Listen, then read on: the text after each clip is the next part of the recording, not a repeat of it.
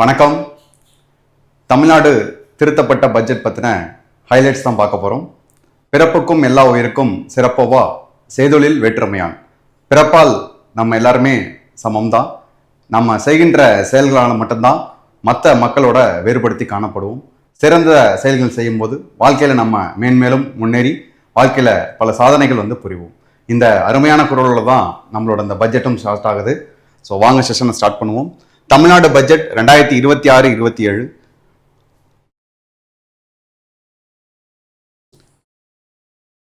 பிறப்புக்கும் எல்லா உயிருக்கும் சிறப்போவா செய்தொழில் வேற்றுமையான். குரல் 972. பிறப்பின் அடிப்படையில் அனைவரும் சமம், ஆனால் செய்யும் செயல்களின் அடிப்படையில் தான் அவரவர் சிறப்பு இயல்புகள் வேறுபடுகின்றன அப்படின்ற ஒரு அருமையான குரலோட இந்த பட்ஜெட் செஷன் அப்படின்றது ஸ்டார்ட் ஆயிருக்கு. இதில் பாருங்க, நம்ம இந்த செஷனை கொண்டு போகிறது எப்படி இருக்குன்னா, முக்கியமான ஸ்கீம்ஸ் கொண்டு வர போகிறது. ஆல்ரெடி சில ஸ்கீம்ஸ் இருந்திருக்கும். அந்த ஸ்கீம்ஸோட எவல்யூவேஷன் எப்படி இருந்துச்சு, சில முக்கியமான இயர்ஸ், பட்ஜெட்டுக்கு ஒதுக்கப்பட்ட தொகைகள் எவ்வளோ இருக்குது, இதை பற்றி தான் நம்ம பார்க்க போகிறோம். ரொம்ப இம்பார்ட்டண்ட்டாக இருக்கிறத நான் ரொம்ப ஹைலைட் பண்ணுறேன், சரியா? அதை நீங்கள் ஹிண்ட் மாதிரி நோட்ஸ் எடுத்துக்கோங்க. என்னைக்கா இருந்தாலும் நம்ம எவ்வளோ தான் உங்களுக்கு கிளாஸஸ் கொடுத்தாலும், பிடிஎஃப் கொடுத்தாலும், நோட்ஸ் கொடுத்தாலும், பெரிய நம்ம பைபிள் புக்கு கொடுத்தா கூட பார்த்தீங்க அப்படின்னா பாலிட்டிக்கான ஃபுல் டீட்டெயில், எக்கனாமிக்ஸ்க்கான ஃபுல் டீட்டெயில் எல்லாமே இதில் தாங்க கொஸ்டினே வரப்போது நம்ம எடுத்து கொடுத்தாலுமே நம்ம அந்த விஷயத்தை படித்தோ இல்லை கிளாஸ் மூலிமா பார்த்தோ ஹிண்ட் எடுத்து நம்ம ஞாபகம் வச்சுக்கிட்டா மட்டும்தான் மைண்டில் அது நிற்கும். அதனால் இந்த நோட்ஸ் எடுக்கிறதுல கொஞ்சம் கான்சன்ட்ரேட் பண்ணிக்கோங்க, சரியா? ரைட். ஸோ இதில் பாருங்க, 2003ஆம் ஆண்டு தமிழ்நாடு நிதிநிலை நிர்வாக பொறுப்புடைமை சட்டம், ஓகேவா? இந்த சட்டம் ரொம்ப முக்கியம். 2003 கொண்டு வந்திருக்காங்க தமிழ்நாடு நிதிநிலை நிர்வாக பொறுப்புடைமை சட்டம். இதுல 3ஆம் பிரிவுல சப் கிளாஸ் 1 படி வரவு செலவு திட்ட அறிக்கையுடன் இடைப்பட்ட கால நிதி நிலவர திட்டம் குறித்த அறிக்கை ஒன்றையும் மாநில அரசு சட்டப்பேரவையில் வைக்க வேண்டும், ஓகேவா? ஸோ இந்த சட்டத்தின் அடிப்படையில் தான் இப்ப கொண்டு வந்திருக்க இடைக்கால பட்ஜெட், அதாவது திருத்தப்பட்ட இடைக்கால பட்ஜெட் வந்திருக்குது. ஏன் திடீர்னு இந்த திருத்தப்பட்ட இடைக்கால பட்ஜெட் கொடுக்குறாங்கன்றதுக்கான காரணம் அவங்களே முன்னாடியே சொல்லிட்டாங்க, சரியா? அடுத்து பாருங்க, இச்சட்டத்தின் 3ஆம் பிரிவின் உட்பிரிவு 2, அதாவது பிரிவு 3ல சப் கிளாஸ் 2, வருவாய் பற்றாக்குறை, நிதி பற்றாக்குறை, மாநில மொத்த உற்பத்தி மதிப்பில் கடன் விகிதம் போன்ற நிதிநிலை குறியீடுகளுக்கான இலக்குகளை அடுத்தடுத்து வரும் ஆண்டுகளுக்கு குறிப்பிட்டும் அவற்றின் கணக்கீட்டிற்கான அனுமானங்களை தெளிவாக விளக்கியும் இடைப்பட்ட கால நிதி நிலவர திட்டம் வகுக்க வேண்டும், சரியா? ஸோ இந்த பட்ஜெட் படிக்கிறதோட நோக்கத்தை அவங்க கிளியரா கொடுக்குறாங்க, சரியா? ஸோ இப்போ இந்த கண்டென்ட் பார்த்தீங்கன்னா எங்கே இருக்குன்னா பட்ஜெட்டோட கடைசி பக்கத்தில் கிட்டத்தட்ட 156 பக்கங்கள் இதை ரிலீஸ் பண்ணியிருக்கிறாங்க. இதை 2ஆ பிரிச்சுக்கோங்க. 156 பக்கம் உள்ளது ஜென்ரல் பட்ஜெட் ஒன்றும், அடுத்த அக்ரி பட்ஜெட் அப்படின்றது ஒன்று தனியாக இருக்குது. அக்ரி பட்ஜெட் நம்ம அடுத்த செஷனில் பார்க்கலாம், சரியா? இன்னைக்கு ஜென்ரல் பட்ஜெட் மட்டும் தான் பார்க்க போகிறோம். இந்த கண்டென்ட் பார்த்தீங்கன்னா அந்த பட்ஜெட்டோட லாஸ்ட் பேஜஸ்ல கொடுத்துருப்பாங்க, சரியா? ஸோ அப்போ இது எதுக்கு சொல்ல வரேன்னா, ஒவ்வொரு விஷயமும் மைனூட்டா கடைசி வரைக்கும் நம்ம பார்க்கணும். எங்கேயாவது நமக்கு விஷயங்கள் தெரிய ஆரம்பிக்கும். இப்போ பட்ஜெட்னா நம்ம மைண்ட்ல ஓகே, நம்ம எக்கனாமிக்ஸ்ல கொஸ்டின் கேட்பாங்க, எக்கனாமிக்ஸ் பாயிண்ட் ஆஃப் வியூ நம்ம அதை படிச்சோம்னா கொஸ்டின் வரும், அப்ரோச் பண்ணணும். அப்போ எக்ஸாமுக்கு படிக்கணும்ன்ற மைண்ட் செட்ல மட்டும் நம்ம இல்லாம என்ன பண்ணணும் அப்படின்னா, ஓகே இந்த பட்ஜெட்டை நம்ம கொடுக்குறாங்க, இதில் சில விஷயங்களை மாடிஃபை பண்ணியிருக்காங்க, சில ஸ்கீம்ஸ் கொண்டு வர போறாங்க, சில ஸ்கீம்ஸ் ஆல்ரெடி இருக்குது. இதெல்லாம் நம்ம என்ன பர்பஸ்க்காக படிக்கிறோம் அப்படின்னா, நம்மலாம் ஒரு கவர்மெண்ட் ஆஃபீஸர் எக்ஸாம் எழுதி கிளியர் பண்ணிட்டு நம்ம நாளைக்கு என்ன பண்ண போறோம்னா சர்வீஸ் பண்ண போறோம், சரியா? ஸோ நம்மளோட முதன்மையான நோக்கமே மக்களுக்கு ஒரு சேவை பண்றது. கவர்மெண்ட் மேக் பண்ற பாலிசிஸும் கவர்மெண்ட் கொண்டு வர திட்டங்களையும் துரிதமான முறையில் எந்த ஒரு இடையூறும் இல்லாமல் மக்களுக்கு ஈஸியாக கொண்டு போய் சேர்க்கணும். இதுதான் நம்மளோட முக்கியமான நோக்கம், சரிங்களா? என்னதான் நம்ம மற்ற சப்ஜெக்ட் படிச்சிருந்தாலுமே நம்மளோட முதன்மையான நோக்கம் கவர்மெண்ட் கொண்டு வர ஸ்கீம்ஸை மக்கள்கிட்ட போய் செய்யணும், மக்களுக்கு சேவை பண்றத நம்மளோட முக்கியமான நோக்கம், சரிங்களா? அப்போ இந்த பட்ஜெட் படிக்கும் போது, எக்கனாமிக் சர்வே படிக்கும் போது, பாலிசி நோட்லாம் படிக்கும் போது கொஞ்சம் கான்சியஸா படிக்கணும். நம்ம ஒரு ஆஃபீஸர் மைண்ட் செட்ல நம்ம அதை தெளிவா இருந்து பார்க்கணும். ஒரு ரோலுக்கும் ஒரு முக்கியமான, இப்போ ஆதி திராவிடர் நலத்துறையில ஒரு பாலிசி நோட் பாக்குறீங்கன்னா டெப்டி கலெக்டர், ஆர்டிஓ, வருவாய் கோட்டாட்சியர் தான் இவங்களுக்கான அங்கீகாரத்தை கொடுப்பாங்கன்ற ஒரு கண்டென்ட் கொடுத்துருக்கோம். நாளைக்கு நம்ம குரூப் 1 எழுத போறோம், நாளைக்கு நம்ம எக்ஸாம் கிளியர் பண்ண போறோம்னா நம்மளோட பொறுப்பு என்னன்றது இங்க நமக்கு தெரியுது, சரியா? அப்போ எக்ஸாம் பாயிண்ட் ஆஃப் வியூல மட்டும் நம்ம நோட் பண்ணாம நம்மளோட ஃபியூச்சர் ஒர்க் இதுதான், இதெல்லாம் நம்ம தெரிஞ்சுக்கணும் அப்படின்னு சொல்லிட்டு மக்களோட நலனுக்காக நம்ம ஒர்க் பண்ணுன்ற மைண்ட் செட்ல படிக்க ஆரம்பிங்க. இந்த ஸ்கீம்ஸ் படிக்கிறது, பாலிசி நோட் படிக்கிறது, எக்கனாமிக் சர்வே படிக்கிறது, பட்ஜெட் பத்தி படிக்கிறதெல்லாம் ஈஸி ஆயிடும், ஓகேவா? ஓகே, நோக்கம் பெரிதா இருக்கணுமா? அப்போ மக்களுக்கு சேவை பண்றதா நம்மளோட நோக்கம். அந்த சேவைக்காக நம்ம என்ன பண்ண போறோம்னா ஃபர்ஸ்ட் ஸ்டெப், சரியா? ரைட். பாருங்க, அப்போ இதுல என்னென்ன கொடுத்துருக்காங்க, நிதி பற்றாக்குறை, மாநில மொத்த உள்நாட்டு மொத்த உற்பத்தி மதிப்பில் கடன் விகிதம் எவ்வளவு இருக்கு, நிதிநிலை குறியீடுக்கான இலக்குகள் அடுத்தடுத்த ஒரு ஆண்டுகளில் குறிப்பிட்டும் அவற்றின் கணக்கீட்டிற்கான அனுமானங்களை அசம்ஷனை தெரிவித்தும் இடைப்பட்ட கால நிதி நிலவர திட்டத்தை வகுக்கணும். சரியா? அப்கமிங்ல வரப்போற விஷயத்துக்காக நீங்க எல்லாமே என்ன பண்ணணும்னா ஒரு ஐடியாலஜி மேக் பண்ணி ஒரு ஃப்ரேம் ஒர்க் பண்ணணும் அப்படின்றத இதுல சொல்றாங்க. அப்ப பட்ஜெட் வகுக்கிறதுக்கான நோக்கம் இதுதான். சரியா? ரைட்.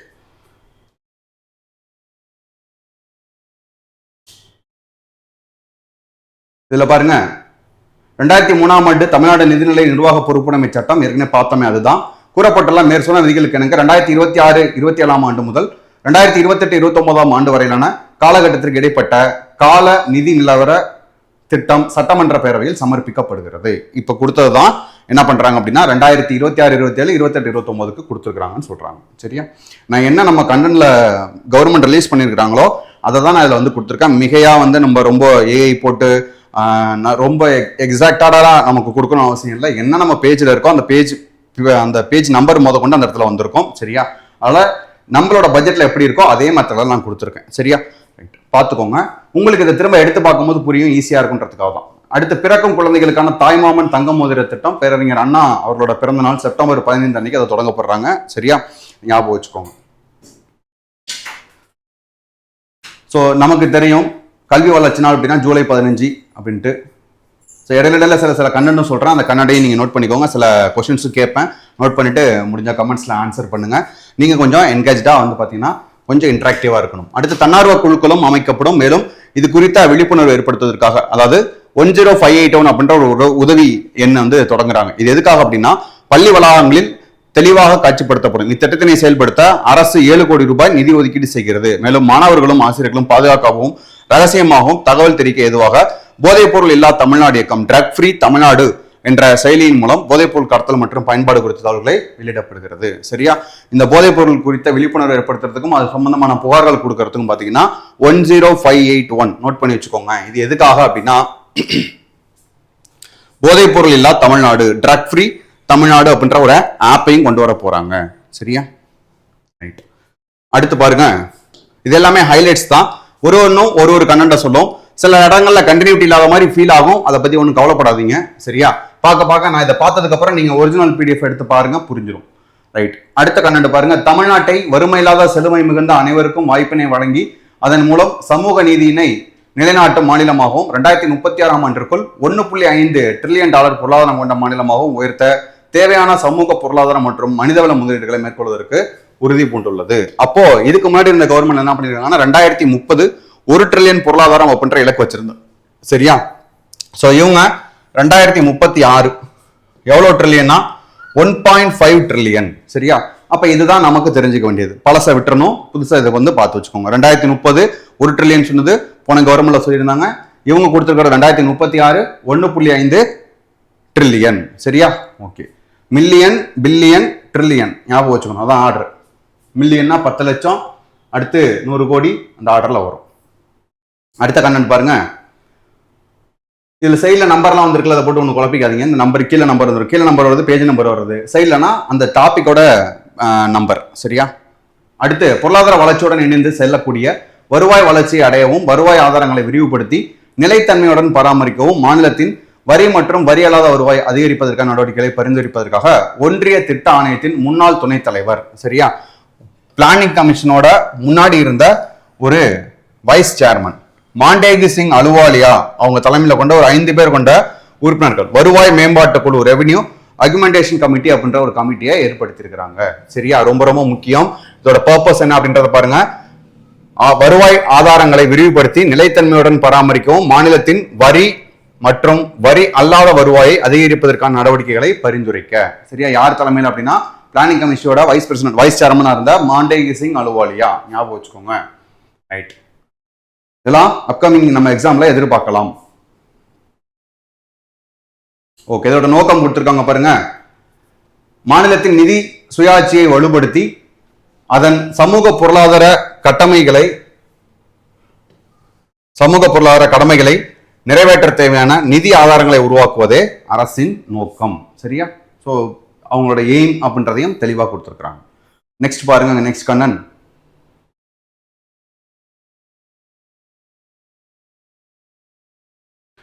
தற்போது அரசு பள்ளிகளில் தொழில்முறை தூய்மை பராமரிப்பு மற்றும் பாதுகாப்பு சேவைகளை வழங்குவதற்காக ஒருங்கிணைந்த நடைமுறை இல்லாத நிலையை கருத்தில் கொண்டு சூப்பர் கிளீன் கேம்பஸ் அப்படின்ற ஒரு விஷயத்தை ஸ்டார்ட் பண்ணியிருக்காங்க. சூப்பர் கிளீன் கேம்பஸ் ஞாபகம் வச்சுக்கோங்க.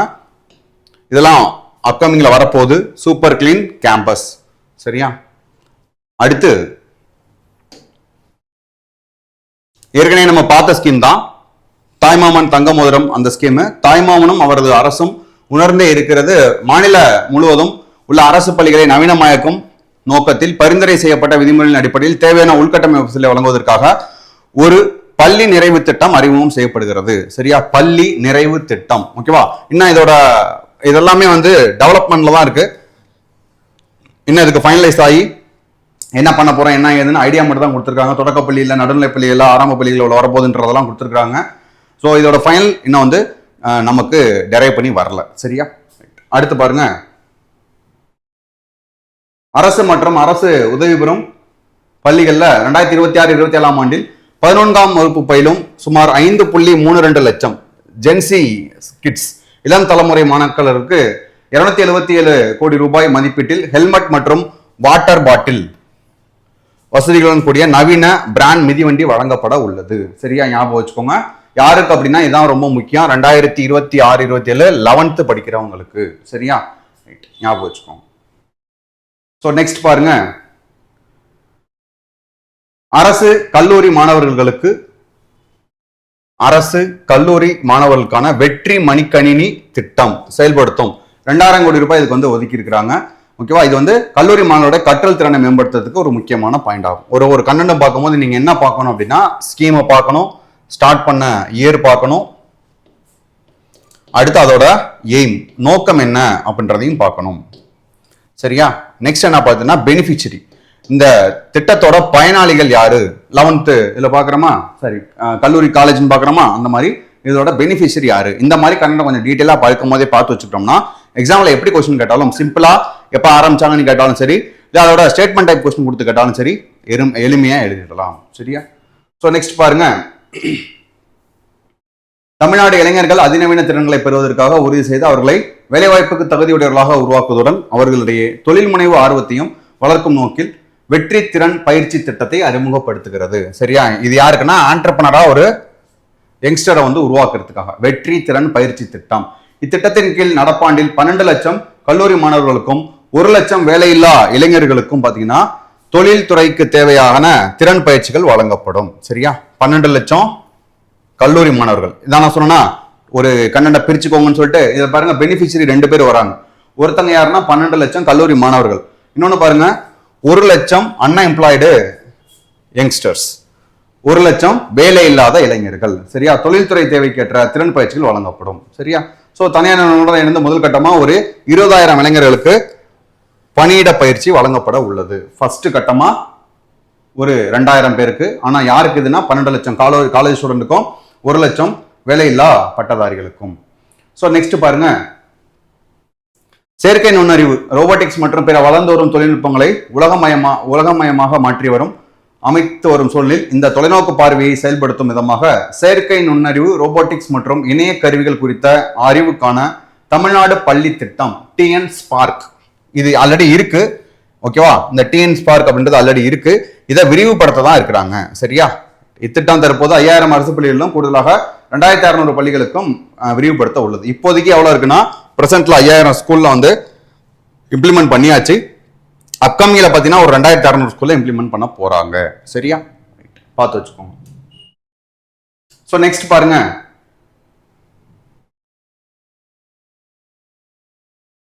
விளையாட்டை ஏற்போம், போதைப் பொருளை துறப்போம், ஸ்போர்ட்ஸை எடு, ட்ரக்ஸை விடு என்ற செய்தியை முன்வைத்து தவறான போதை பழக்கத்திற்கு பதிலாக விளையாட்டு ஒழுக்கத்தையும் சமூக பொறுப்பையும் இளைஞர்களிடையே விதைக்கும் விதமாக ஒரு ஒருங்கிணைந்த இளைஞர் மேம்பாட்டு திட்டத்தை தொடங்கும். தேசிய மாணவர் படை NCC, நாட்டு நலப்பணி திட்டம் NSS போன்ற முக்கிய இளைஞர் அமைப்புகளை மருத்துவம், காவல், சமூக நலத்துடன் இணைந்து இளைஞர்களோட அந்த போதை அப்படின்ற கலாச்சாரத்திலிருந்து வெளியில கொண்டு வரும் சொல்றாங்க. இதோட தீம் பாருங்க, ஸ்போர்ட்ஸை விடு, ட்ரக்ஸை விடு, விளையாட்டை ஏற்போம், போதை பொருளை துறப்போம். சரியா? இதுக்காக கொண்டு வர ஸ்கீம் பாருங்க, ஒருங்கிணைந்த இளைஞர் மேம்பாட்டு திட்டம். சரியா? இதெல்லாம் அப்கமிங் டெவலப்மெண்ட்ல தான் இருக்குது, நடைமுறைக்கு வர உள்ளது. அடுத்து பாருங்க, சோசியல் ஜஸ்டிஸ் சம்பந்தமா சொல் அல்ல முக்கியம், செயல் செயல் செயலே முக்கியம் என்று முழங்கியவர் நமது மாண்புமிகு முதலமைச்சர். ஸோ அவங்களோட மேற்கோள்களாக சில விஷயங்கள் கொடுத்துருக்குறாங்க. அவங்க பார்ட்டி ரிலேட் பண்ணி ஏதாவது பார்த்தீங்கன்னா கொஞ்சம் மேற்கோள்கள் சொல்ல தான் செய்வாங்க. அடுத்து பாருங்க, சமூக நீதித்துறையோட செயல்பாட்டை என்ன பண்றாங்க அப்படின்னா இன்னும் கொஞ்சம் என்ஹான்ஸ் பண்ணணும் அப்படின்றதுக்காக புகழ்பெற்ற சர்வதேச பல்கலைக்கழகங்களில் உயர்கல்வி பயிலும் மாணவர்கள் பயனடையும் வகையில் செயல்படுத்தப்படும் அண்ணல் அம்பேத்கர் அயல்நாட்டு கல்வி உதவி திட்டம். சரியா, ரொம்ப ரொம்ப முக்கியமான திட்டம், பார்த்து வச்சுக்கோங்க. ஓகேவா, ஒரு மாணவருக்கு அதிகபட்சமாக 36 லட்சம் வரை உதவித்தொகை வழங்கப்படுகிறது. சரியா, அண்ணல் அம்பேத்கர் அயல்நாட்டு கல்வி உதவி திட்டம். ஓகே, அடுத்து இது உங்களுக்கு கொஸ்டின் கேட்கலாமா? ஏதாவது இன்டராக்ட் பண்றீங்களா? ரைட், பாருங்க, இந்த அண்ணல் அம்பேத்கர் அயல்நாட்டு கல்வி திட்டம் அப்படின்றத ஃபர்ஸ்ட் எப்ப ஸ்டார்ட் பண்ணாங்க, இயர் மென்ஷன் பண்ணுங்க. நெக்ஸ்ட் அந்த டிஎன் ஸ்பார்க் பார்த்தோமா, டிஎன் ஸ்பார்க், அந்த ஸ்பார்க் அப்படின்னா அது என்ன, எப்ப ஸ்டார்ட் பண்ணாங்க, அந்த டீட்டெயிலையும் ஷேர் பண்ணுங்க. ரைட், அதே மாதிரி இப்போ பெயர்கள் மாற்றிருக்காங்க தெரியுமா? இப்ப இருந்த தமிழ்நாடு அரசு சில திட்டங்களுக்கோட பெயர்கள், அந்த என்னென்ன திட்டங்களுக்கு என்னென்ன பெயர்கள் மாத்தினாங்க, அந்த திட்டங்கள் ஆரம்பத்தில் எப்ப ஸ்டார்ட் பண்ணியிருந்தாங்க அப்படின்ற டீட்டெயிலையும் கம்பைன் பண்ணுங்க. ரைட், அடுத்து பாருங்க, இடையில இந்த மாதிரி கொடுக்குற கமெண்ட்ஸுக்கு இடையில கொடுக்குற அந்த விஷயங்கள்லாம் நீங்க என்ன பண்ணா கொஞ்சம் ஒர்க் பண்ணி நோட்ஸ் எடுத்து வச்சுக்கோங்க, கமெண்ட்ஸ் பண்ணுங்க. அப்பதான் நீங்களும் கொஞ்சம் இன்ட்ராக்ட் இருந்தால் தான் அடுத்தடுத்து நம்ம செஷன் கொண்டு போக ஈஸியா இருக்கும். சரியா, அப்பதான் ஸ்டூடெண்ட்ஸ் இன்வால்மெண்டா இருக்கிறாங்கன்றது நமக்கு தெரியும். ரைட், அடுத்து பாருங்க, ஆதிதிராவிடர் மற்றும் பழங்குடியின மக்களின் வாழ்வாதாரத்தை உயர்த்துவதையும் நிலையான வளர்ச்சியை உறுதி செய்யும் வெற்றி தொழில் முனைவோர் திட்டம். சரியா, ஸோ ஸ்கீம்ஸ் நேம் ஆல்மோஸ்ட் சில விஷயங்கள் சிமிலரா வர மாதிரி இருக்கு. அதனால யார் யாருக்கு எது எதுன்றதை பார்த்துக்கணும். சரியா, ஞாபகம் வச்சுக்கோங்க.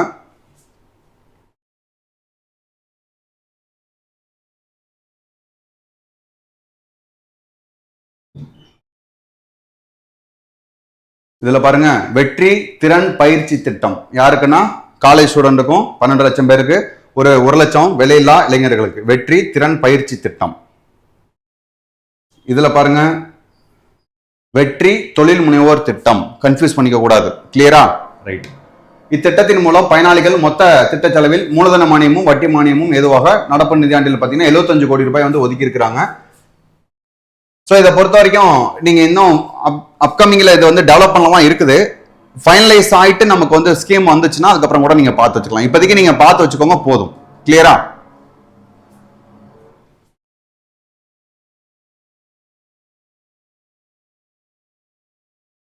அடுத்து பாருங்க, ஆதிதிராவிடர் மற்றும் பழங்குடியின பெண்கள் விவசாய தொழிலாளர்களை நில உரிமையாளர்களாக மாற்றும் நோக்கத்துடன் மண்ணின் மகள் திட்டம்.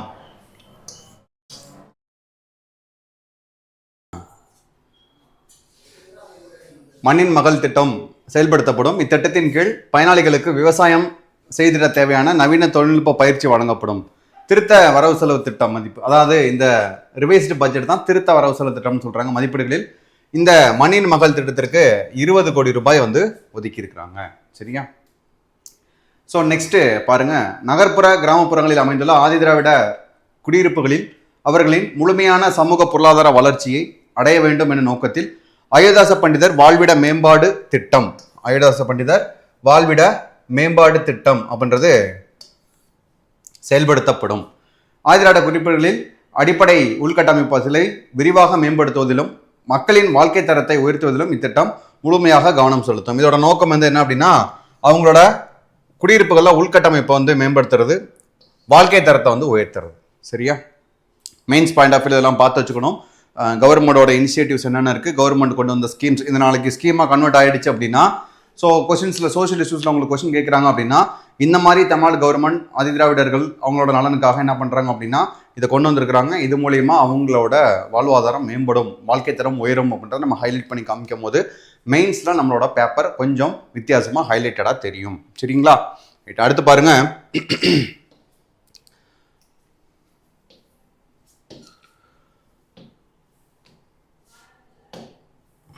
பழங்குடியினர் குடியிருப்புகளில் வீடுகள், சாலைகள், குடிநீர், தெருவிளக்குகள், வாழ்வாதார திட்டங்கள், சுகாதார கட்டமைப்புகள், கல்வி, நலன் சார்ந்த உதவித்தொகை திட்டங்கள், பள்ளி மற்றும் விடுதி மேம்பாட்டு அடிப்படை வசதி மேம்படுத்தும் நோக்கில் ஆன்றோர் மேம்பாடு திட்டம் செயல்படுத்தப்படும். ஓகேவா?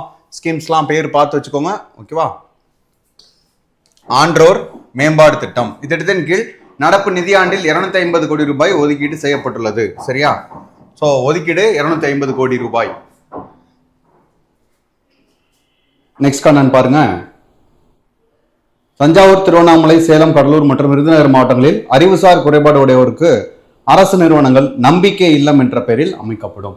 ஸோ இந்த மாதிரி நிறைய நம்ம வந்து N6ல பார்க்கும்போது பார்த்துருப்போம். சரிங்களா? அவ்வை இல்லம் அப்படின்னு ஒருத்தவங்க தொடங்கியிருப்பாங்க, கேள்விப்பட்டிருக்கீங்களா? இந்த அவ்வை இல்லம் அப்படின்ற விஷயத்த அமைப்ப தொடங்குனது அவ்வை இல்லம். இது தொடங்குனது யாரு, எந்த வருஷம் அப்படின்னு சொல்லிட்டு பாருங்க. அதே மாதிரி தியோசபிக்கல் சொசைட்டி ஃபர்ஸ்ட் ஸ்டார்ட் பண்ணது யாரு, அதுக்கப்புறம் தமிழ்நாடு ரீஜன்ல ஸ்டார்ட் பண்ணது யாரு, ஓகேவா? ஸோ இந்த அவ்வை இல்லம். அதே மாதிரி சாவித்ரிபாய் பூலே அவர்கள் அவங்க ஒரு அமைப்பு ஸ்டார்ட் பண்ணியிருப்பாங்க, அது பேர் என்ன?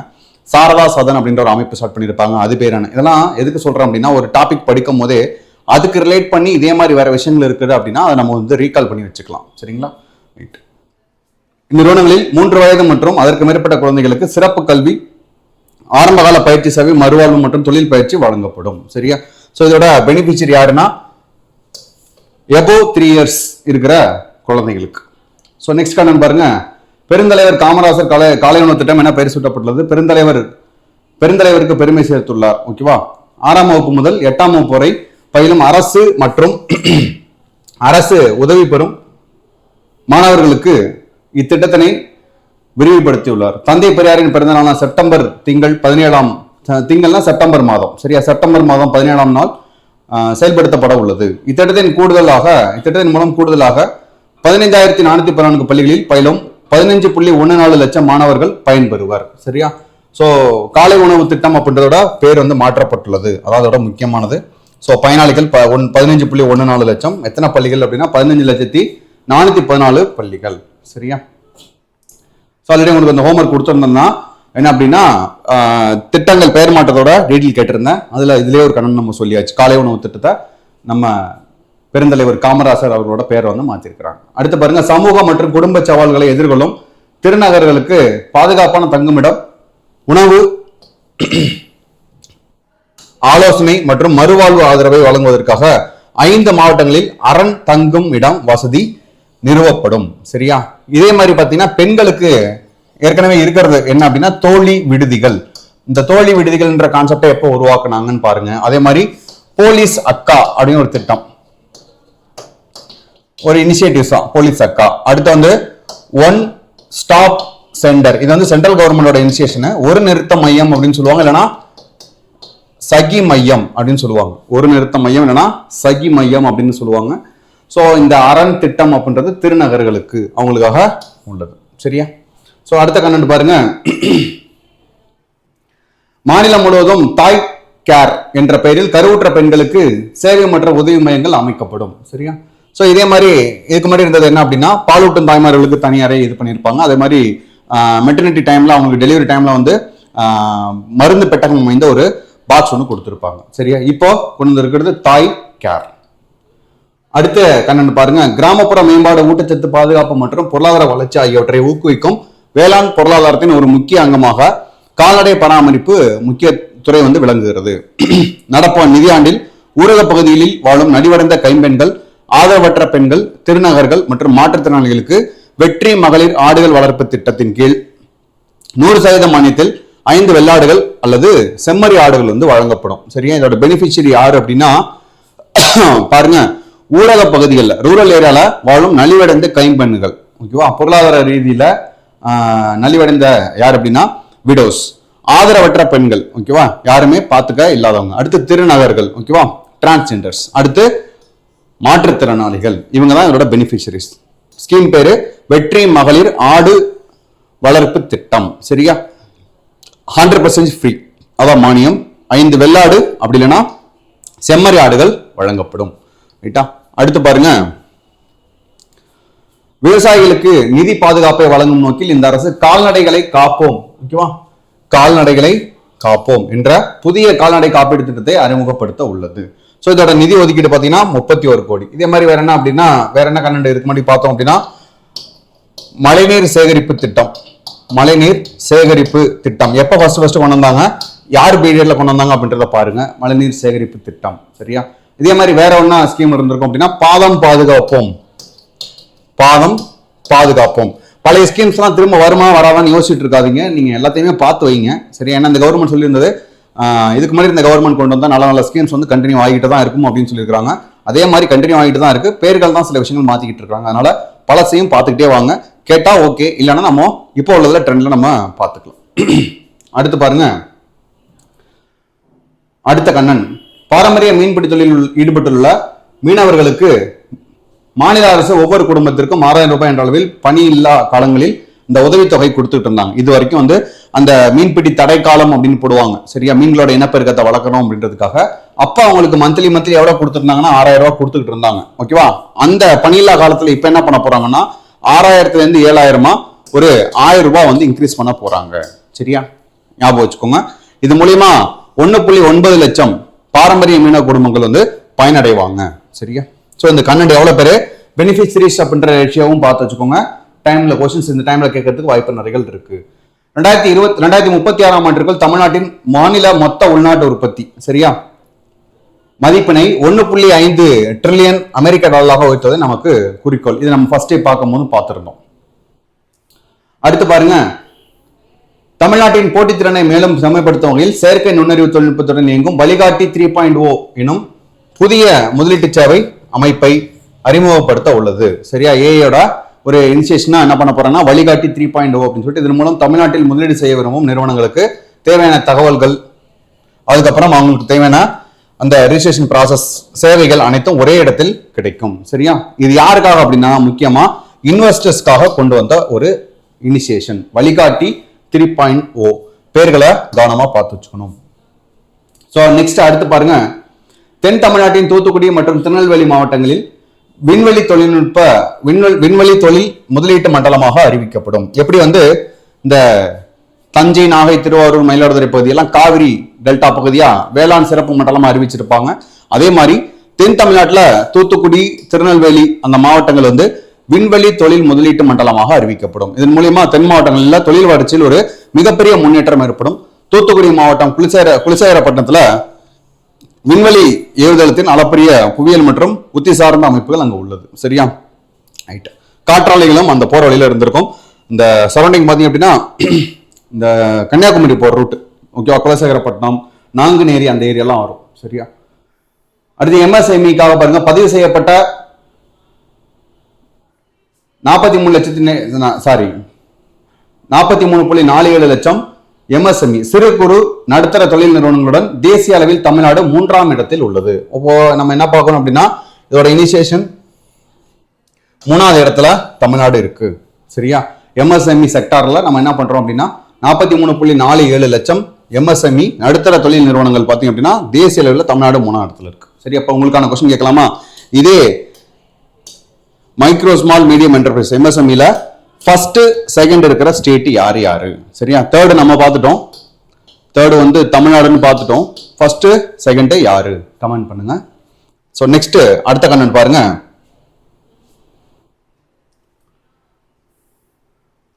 சுமார் 8000 கோடி ரூபாய் மதிப்பீட்டிலான இடிபிஎஸ் விரிவாக்க திட்டம் அரசு தனியார் கூட்டாண்மை முறையில் மேற்கொள்ளப்பட்டு வருகிறது. ரூபாய் 5050 கோடி மதிப்பில் வெள்ளிமலை நீரேற்று புனல் மின் நிலைய திட்டத்தின் செயல்பாடு விரிவுபடுத்தப்படும். சரியா, இங்க ஒரு இந்த அனல் மின் நிலையம் மாதிரி புனல் மின் நிலையம் நீர் சார்ந்த ஒரு விஷயம், ஒரு நீர் சார்ந்த ஒரு மின்சாரம் தயாரிக்கிற ஒரு செயல்பாடு 5050 கோடி ரூபாய் வந்து மதிப்பீடு. சரியா, இந்த கணக்கு தெரிஞ்சு வச்சுக்கோங்க. இந்தியாவில் தமிழ்நாட்டில் அனல் மின் நிலையங்கள் எங்க இருக்கு, அதே மாதிரி அணுமின் நிலையங்கள் எங்க இருக்கு, அதே மாதிரி இந்த நீர் மின்சாரம் சார்ந்தது எங்க இருக்கு, காற்றாலை தொழிற்சாலை எங்க இருக்கு, இதெல்லாம் நமக்கு டைரக்டா எங்க கனெக்ட் ஆகும்னா தமிழ்நாடு அட்மினிஸ்ட்ரேஷன் சொல்லிட்டு ஒரு சப்ஜெக்ட் இருக்கு. இப்போ எக்கனாமிக்ஸோட இன்டகிரேட் பண்ணிட்டாங்களா, அதுல தமிழகத்தின் புவியியல் கூறுகளும் பொருளாதாரத்தில் அவை ஏற்படுத்திய தாக்கங்களும் அப்படின்னு ஒரு சிலபஸ்ல ஒரு கண்டென்ட் வரும். அதுல இது வந்து இன்வால்வ் ஆகும். சரிங்களா, நம்ம கண்டென்ட் எல்லாம் படிக்கிறது சிலபஸ்ல எங்க கனெக்ட் ஆகுதுன்னு இன்டர்லிங்க் பண்ணி படிக்கும் போது கொஞ்சம் எளிமையா இருக்கும். ரைட், அடுத்து பாருங்க, குறைந்த வருமானம் கொண்ட குடும்பங்களும் ஆற்றல் மிக்க இளைஞர்களும் கண்ணியமான, பாதுகாப்பான மற்றும் தரமான குடியிருப்பு வசதிகளை பெறுவது உயரிய இலக்காக இருக்கு. இதனை முன்னெடுத்து செல்லும் வகையில் தமிழ்நாடு நகர்ப்புற வாழ்விட மேம்பாடு வாரியத்தால் முதற்கட்டமாக சென்னை பெருநகர பகுதியில் மாநகர இளைஞர் மற்றும் குடும்ப வீட்டு வசதி திட்டம் மை ஹோம் என்ற முன்னோடி திட்டத்தை அறிமுகப்படுத்த உள்ளது. ஓகேவா, மாநகர இளைஞர் மற்றும் குடும்ப வீட்டு வசதி திட்டம். ஸோ இதை பொறுத்த வரைக்கும் பார்த்தீங்க அப்படின்னா குறைந்த வருமானம் கொண்ட குடும்பங்களுக்கு இதை பொறுத்த வரைக்கும் பார்த்தீங்க அப்படின்னா குறைந்த வருமானம் அப்படின்றது என்ன லிமிட்ன்றதை இன்னும் ஃபிக்ஸ் பண்ணலாம். பண்ணதுக்கு அப்புறம் நம்ம பார்த்துக்கலாம். இப்படிலாம் ஒரு இனிஷியேஷன் இருக்குன்றதை நோட் பண்ணி வச்சுக்கோங்க. அப்கமிங்ல நம்ம படிக்கிறதுக்கு எளிமையா இருக்கும். சரியா, 1,00,000 வீடுகள் வந்து அடுத்த 7 ஆண்டுகள்ல கட்டித்தரதா இவங்களோட இலக்குகளை வந்து பிக்ஸ் பண்ணியிருக்காங்க. அடுத்த 7 ஆண்டுகளில் 1,00,000 வீடுகள் கட்டப்படும். சரியா? சோ நெக்ஸ்ட் கண்ணன் பாருங்க, பசுமை தமிழ்நாடு இயக்கத்தின் மூலம் தமிழ்நாடு நெய்தல் மீட்சி இயக்கம் TN ஷோர் இது ஆல்ரெடி இருக்கிறது. சரியா? கீழ் கடலூர், விழுப்புரம், செங்கல்பட்டு, மயிலாடுதுறை, நாகப்பட்டினம், திருவாரூர், தஞ்சை மற்றும் கன்னியாகுமரி ஆகிய மாவட்டங்களில் மொத்தம் 40 கோடி ரூபாய் மதிப்பீட்டில் 2500 ஹெக்டேர் பரப்பளவில் அலையாத்தி காடுகள் புதிதாக உருவாக்கப்படுவதுடன் சேதமடைந்த அலையாத்தி காடுகள் மீட்கப்படும். சரி, அந்த அலையாத்தி காடுகள் தான் மாங்க்ரோவ் ஃபாரஸ்ட் சொல்லுவாங்க. சுனாமி டைம்ல 2004 அந்த டைம்ல வரும்போது இந்த அலையாத்தி காடுகள் தான் பெரும் அழிவுல இருந்து இந்த காவிரி டெல்டா மாவட்டங்களை பாதுகாத்துச்சு. சரிங்களா? சோ அப்ப இதுல என்னென்ன கொடுத்துருக்காங்க பாருங்க. ஊர்கள் TN ஷோர் தமிழ்நாடு நெய்தல் மீட்சி இயக்கம், அதுக்குள்ள வந்து கடலூர், அடுத்து விழுப்புரம், செங்கல்பட்டு, மயிலாடுதுறை, நாகப்பட்டினம், திருவாரூர், அடுத்து தஞ்சாவூர். CVC MNTT ஞாபகம் வச்சுக்கணும். ஏன்னா தஞ்சை, நாகை, திருவாரூர் அது வரிசையா வந்துடும். சரியா? தஞ்சை, நாகை, திருவாரூர், மயிலாடுதுறை இது 4மே காவிரி டெல்டா கீழே போயிடும். சரியா? CVCன்னு மட்டும் ஞாபகம் வச்சுங்க. கடலூர், அடுத்து விழுப்புரம், இன்னொரு சி வந்து பாத்தீங்க அப்படின்னா செங்கல்பட்டு. சரிங்களா? மொத்தம் 7 மாவட்டங்கள் இதுல TN ஷோர் கீழே இருக்குது. இதோட முக்கியமான நோக்கம் அலையாத்தி காடுகளை வந்து பாதுகாக்கிறது. சரிங்களா? அடுத்து பாருங்க, நிதி இல்லாமை பயனாளிகளை தேர்வு செய்வதில் ஏற்படும் சிரமம், சேர்த்தல் மற்றும் நீக்கல் பிழைகளை மற்றும் கிராமப்புறங்களில் உள்ள நில பற்றாக்குறை ஆகியவை இதில் நிலவும் முக்கியமான இடர்பாடுகளாக. எனவே இப்பிரச்சனைக்கு படிப்படியாக தீர்வு காணும் விதமாக புதிய மாநில வீட்டு வசதி திட்டமான வெற்றி வீடு கட்டும் திட்டம் அறிமுகப்படுத்தப்பட உள்ளது. சரியா? முதல்வரோட வீடு கட்டும் திட்டம் அப்படின்னு இருந்திருக்கும், சென்ட்ரல் கவர்மெண்ட் ஒன்று கொண்டு வந்திருப்பாங்க. சரியா? சோ அதே மாதிரி வெற்றி வீடு திட்டம் அப்படின்னு சொல்லிட்டு ஒரு ஸ்கீமை இனிஷியேட் பண்ண போறாங்க. இது யாருக்காக அப்படின்னா ரூரல் ஏரியால வீடு இல்லாதவங்களுக்கு வீடு கட்டி தரப்படும். சரியா? ஃபர்ஸ்ட் பார்த்தது அர்பன் ஏரியால, இது ரூரல் ஏரியால. சரியா? அடுத்து பாருங்க, ஊரக வளர்ச்சித்துறை பல ஆண்டுகளாக பல்வேறு திட்டங்களை செயல்படுத்தி வருகிறது. இருப்பினும் அவற்றில் பல திட்டங்களுக்கு இடையே பணிகள் ஒரே தன்மையில் இருப்பதும் ஒருங்கிணைந்த திட்டமிடல் இல்லாமையும் காணப்படுகிறது. சரியா? பணி வந்து பாத்தீங்கன்னா ஒரு திட்டமிடல் இல்லாம இருக்கு. அதே மாதிரி பாத்தீங்கன்னா பணி எல்லாமே பாத்தீங்கன்னா ஒரே மாடல்ல இருக்கு. எந்த ஒரு நியூ இனோவேட்டிவ்ஸா எதுவுமே இல்லைன்னு சொல்றாங்க. சரியா?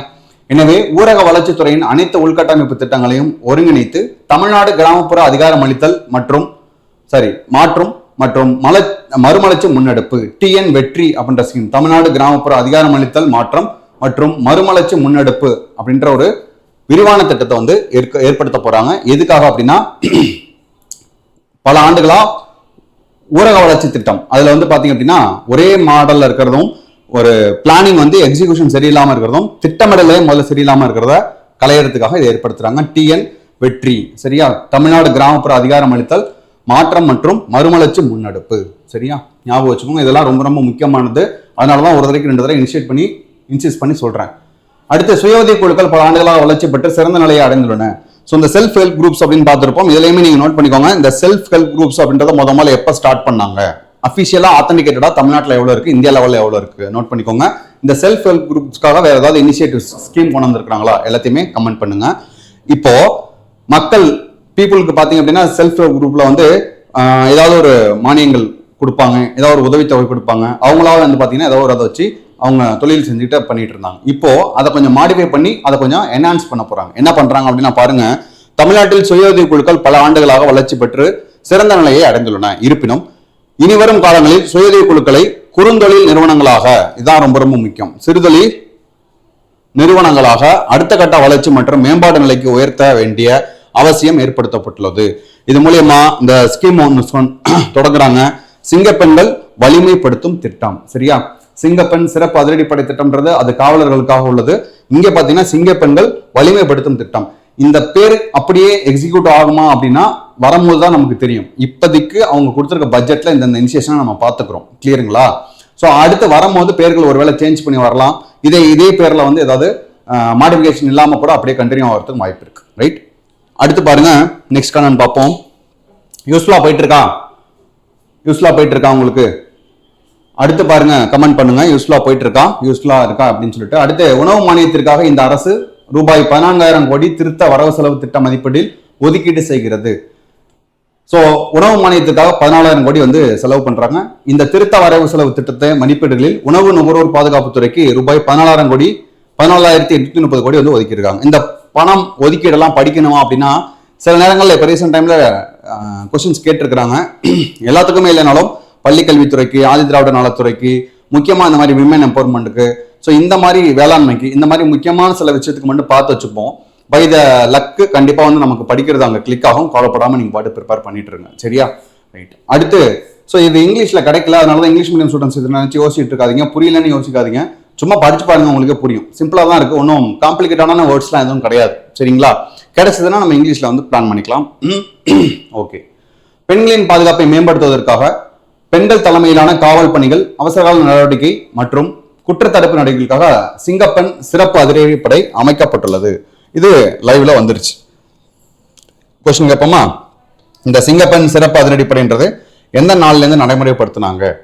இதற்கு தேவையான காவலர்கள், கட்டமைப்புகள், உபகரணங்கள், பயிற்சி மற்றும் செயல்படுத்துவதற்காக எவ்வளவு ரூபாய் ஒதுக்கிறாங்கன்னா 354 கோடி நிதி ஒதுக்கீடு. ஸோ நெக்ஸ்ட் கண்ணன் பாருங்க. ஒவ்வொரு மாவட்டத்திற்கும் ஒரு அலகு வீதம், மொத்தம் 37 அலகுகள் நகர்ப்புறங்கள்லையும், 37 அலகுகள் வந்து எங்க அப்படின்னா அர்பன் ஏரியால. சரிங்களா? அர்பன் ஏரியால 37 அலகுகள். அதே 28 அலகுகள் சேர்ந்து மொத்தம் வந்து பாத்தீங்க அப்படின்னா 65 போதைப் பொருள் தடுப்பு பணிக்குழு, ஸ்பெஷல் டாஸ்க் ஃபோர்ஸ் ஃபார்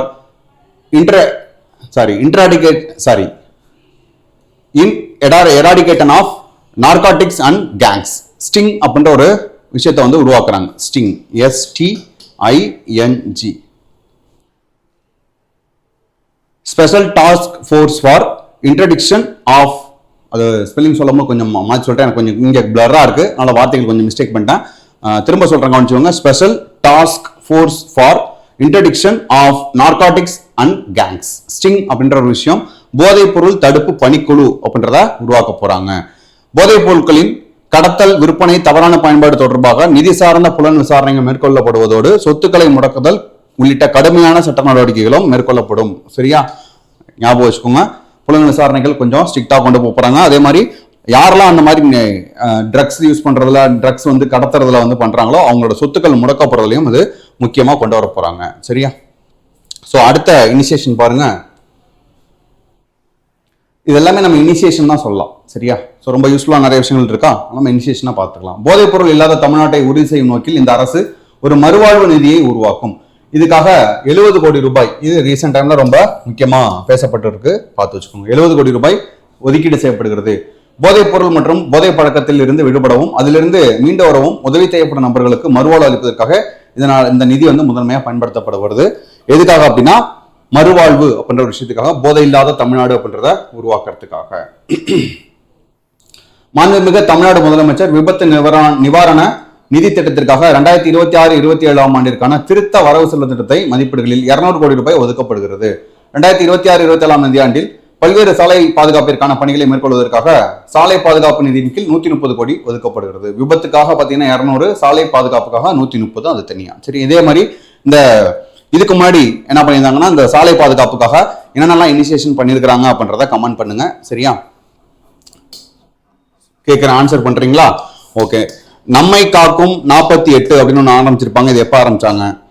அதே மாதிரி சாலை பாதுகாப்பு வாரம், சாலை பாதுகாப்பு வாரம் அப்படின்றது எப்போ இனிஷியேட் பண்ணாங்க, எப்போ பண்ணிட்டு இருக்கோம் அதை சொல்லுங்க. சரியா? ஸோ இந்த மாதிரி சேஃப்டிக்காக என்னென்ன விஷயங்கள் கொண்டு வந்திருக்காங்க. அதே மாதிரி யூனியன் கவர்மெண்ட் பார்த்தீங்கன்னா ஒரு ஆப் ஒன்று ரிலீஸ் பண்ணியிருப்பாங்க. சரியா? ஹைவேஸ்ல போயிட்டு இருக்கவங்களுக்கு சப்போர்ட்டிங்காக ஒரு ஆப், அந்த ஆப்போட பேர் என்ன? சரியா? இது எல்லாமே இந்த சாலை பாதுகாப்பு சம்பந்தப்பட்ட உள்ளது, ஞாபகம் வச்சுக்கோ. ரைட். அடுத்த இனிஷியேட்டிவ் பாருங்க. காவல்துறையினருக்கு குடியிருப்பு வளாகங்களை கட்டுவதற்காக ரூபாய் 431 கோடி ரூபாய் நிதி ஒதுக்கீடு செய்யப்படுகிறது. மொத்த பயனாளிகள் காவலர்கள் மொத்தம் எத்தனை பேர்னா 5000 காவலர் குடும்பங்கள். கிட்டத்தட்ட மினிமம் ஒரு குடும்பத்துக்கு 3 பேர் வச்சுட்டாங்க அப்படின்னா 15000 பேர் வச்சுக்கோங்க. சரியா? 5000 காவலர் குடும்பங்கள் இதன் மூலியமா பயனடைவாங்க. அவங்களுக்கு குவார்டர்ஸ் கட்டி கொடுக்குறாங்க. அதான். சரியா? ஸோ அடுத்த இனிஷியேஷன் பாருங்க. திருத்த வரவு செலவு திட்டத்தின் மதிப்பீடுகளில் உள்துறை மதுவிலக்கு ஆயத்திரவைத்துறைக்கு எவ்வளவு அப்படின்னா 17,290 கோடி ரூபாய். சரியா? ஸோ சில முக்கியமான விஷயங்கள் மட்டும் நோட் பண்ணி வச்சுக்கோங்க. எல்லாத்துக்கும் அமௌண்ட்டை மைண்ட்ல வச்சுக்க முடியாது, பட் இருந்தாலும் நான் அதை கொண்டு வரேன், பார்த்து வச்சுக்கோங்க. ரைட். அடுத்து பாருங்க. செயற்கை நுண்ணறிவின் துணையுடன் தர உத்தரவாத தணிக்கை விவரம், ஓகே, தணிக்கை வாரியம், குவாலிட்டி அஷூரன்ஸ் ஆடிட் போர்டு செயல்படுத்தப்படும். ஏஐயோட டெக்னாலஜி மூலியமா இது கோப்புகை நடவடிக்கைகளை தொடர்ந்து கண்காணித்து நியாயமற்ற நிராகரிப்புகளையும் நிலுவைகளையும் குறைக்கும். ஓகேவா? ஸோ இறுதியாக தொழில்நுட்பம் நமது பணியாளர்களுக்கு பேருதவியாக அமையும் அப்படின்னு சொல்றாங்க. இது ஏதாவது ஒரு நம்ம கவர்மெண்ட் ஆஃபீஸ்ல வந்து ரொம்ப தேக்க நிலையில இருக்கு, நமக்கு அப்ரூவல் கிடைக்கல அப்படின்னா இது மூலயமா இந்த இனிஷியேஷன் வந்து உள்ள ஜிஓ வந்ததுக்கு அப்புறம் பாத்தீங்க அப்படின்னா நமக்கு அந்த தேக்க நிலை அப்படின்றது கம்மியாகுன்றாங்க. கூடவே வந்து பாத்தீங்கன்னா பணியாளர்கள் அங்க ஒர்க் பண்றாங்கல்ல கவர்மெண்ட் ஆஃபீஸர்ஸ் அவங்களுக்கும் ஒர்க் பர்டன் அப்படின்றது கம்மியாகும் அப்படின்றத சொல்றாங்க. சரியா? குவாலிட்டி அஷூரன்ஸ் ஆடிட் போர்டு நுண்ணறிவின் துணையுடன் தர உத்தரவாத தணிக்கை வாரியம் அப்படின்றத ஸ்டார்ட் பண்றாங்க. சரியா? அடுத்து நமக்கு இதான் முக்கியமானது பாருங்க. டிஎன்பிஎஸ்சி படிக்கிறவங்களுக்கு, காம்படிட்டிவ் எக்ஸாம் படிக்கிறவங்களுக்கு முக்கியமான விஷயம், அரசு துறைகளில் ஏற்படும் காலி பணியிடங்களில் உரிய நேரத்தில் நேர்மையாக வெளிப்படைத்தன்மையுடன் நிரப்பும் பொருட்டு அனைத்து தேர்வு முகமைகளையும் ஆண்டு தேர்வு திட்டம் வெளியிடப்படும். ஓகேவா? ஆனுவல் பிளானர் இப்போ டிஎன்பிஎஸ்சி ரெகுலரைஸா ஒரு பண்ணிட்டு தான் இருக்கிறாங்க. நல்ல ஒரு இனிஷியேட்டிவ் தான் இப்போ பண்ணிட்டு இருக்கிறது. எல்லாமே கடைசி வருஷம் சொன்னதுலேருந்தே பார்த்தீங்கன்னா கரெக்டாக சொன்ன டேட்ல கரெக்டாக இனிஷியேஷன் பண்ணிட்டாங்க. ஸோ அதனால எந்த பிரச்சனையும் இல்லை, கரெக்டாக போயிட்டு இருக்கு. மேலும் ஒருங்கிணைந்த நிதி மற்றும் மனிதவள மேலாண்மை திட்டத்தின் மூலம் பதவி உயர்வு மற்றும் பணியிட மாறுதல் வெளிப்படைத்தன்மையுடன் உறுதி செய்யப்படும். சரியா? ஸோ ப்ரொமோஷன் பண்ணுறனாலும் சரி, இல்லை வேற ஒருக்கு டிரான்ஸ்ஃபர் பண்ணாலும் சரி, அதுக்கு டிரான்ஸ்பரன்சி அப்படின்றத மெயின்டைன் பண்றோம் அப்படின்னு பண்ண போறோம்ன்றதை சொல்றாங்க. சரியா? ஸோ அடுத்த இனிஷியேட்டிவ் பாருங்க. சட்டப்படி உரிய நேரத்தில் அனைவருக்கும் சேவைகள் கிடைக்கும் பொருட்டு சேவை உரிமை சட்டம் வடிவமைக்கப்பட்டு ஏற்றப்படும். சரியா? எல்லாருக்குமே இந்த உரிய நேரத்துல சேவைகள் கிடைக்கணும். ஓகேவா? இந்திய அரசியலமைப்புல முகவரில் குறிப்பிட்டிருப்பாங்க தெரியுமா, சோசியல் ஜஸ்டிஸ் அப்படின்றது அனைவருக்கும் அனைத்து வளங்களும் கிடைக்கணும்னு சொல்லிட்டு, அதான் அந்த விஷயங்கள் கிடைக்கிறதுக்காக சேவை உரிமை சட்டம் அப்படின்றத புதுசாகவே போட போறதா சொல்றாங்க. சரியா? இதுக்கு கீழே பாத்தீங்க அப்படின்னா ஆர்டிகல் 39 ஏன்னு ஒரு விஷயம் இருக்கும். அப்படின்னா என்னன்றதை கமெண்ட் பண்ணுங்க. சரியா? அதுக்கப்புறம் இந்த சேவை சம்பந்தமாலே வந்துட்டாலே யாரெல்லாம் வருவாங்கன்னா ஆர்டிஐன்ற உள்ள வருவாங்க. Okay, right to information. RTI act எப்போ கொண்டு வந்தாங்க, ஆர்டிஐ வந்து எப்போ நடைமுறைக்கு வந்துச்சு, தமிழ்நாட்டில் என்ன பண்ணிட்டு இருக்காங்க, இந்த ஆர்டிஐயோட பெனிஃபிட்ஸ் என்ன, இதெல்லாம் தெரிஞ்சிச்சுன்னா கொஞ்சம் தேடி கமெண்ட் பண்ணுங்க. இது நமக்கு சிலபஸ்லையும் கவர் ஆகுது பாலிட்டியில். கிளியரா? ரைட். அடுத்து பாருங்க, கன்சூமர் ப்ரொடெக்ஷன் இதுக்கு கீழே வருவாங்க.